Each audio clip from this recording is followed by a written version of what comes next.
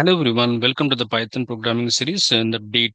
Now let's go here, the third one, input and output. Okay, so input output is nothing but input is taking the user inputs at runtime. Okay, you can use name is equal to input of enter your name. You can enter your name at runtime, and it will print as welcome name. Then you can go ahead and do the operations. Okay, name one is equal to num1 is equal to int of input of enter first number, and num2 is equal to int of input of second number. Okay, use print sum of sum comma num plus num2, num1 plus num2. So both numbers will be added, and we can print the sum of two numbers. Okay, so if you use this, a is equal to 10, b is equal to 20, that is the static numbers. So it is whenever you run the code, it will give the same values. But here it's not like that. You can give your own number while running the code. Okay, let's see this one.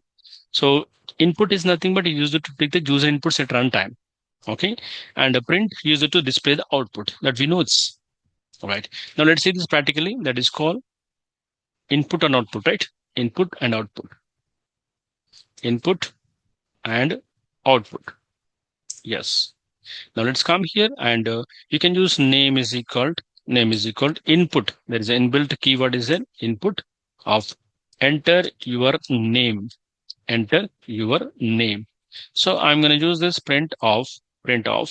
Okay. So you can say welcome to welcome. You can use a welcome, and you can use a name.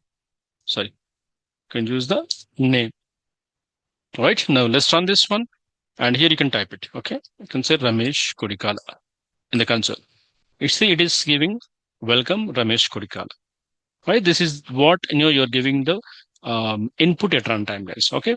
Now let's say I'm giving the numbers. Num1 is equal to int of, because you are going to use the integer variable, right?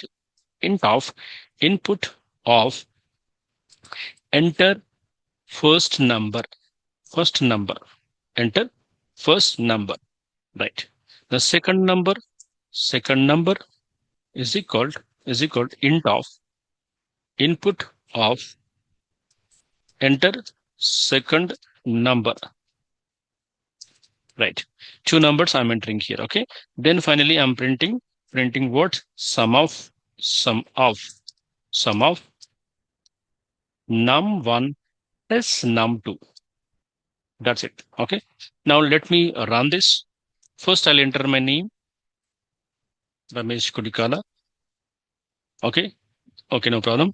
And the number is example I'm giving 100, first number, second number 200, then the sum of two numbers are 300. Okay, now when you run once again, you can give your different numbers. Example Rajesh, I'm giving it. Okay, welcome to Rajesh. First number I'm giving 35, second number I'm giving 75, then 110. So that means you can give your number at runtime. So whatever the number is, you can give it.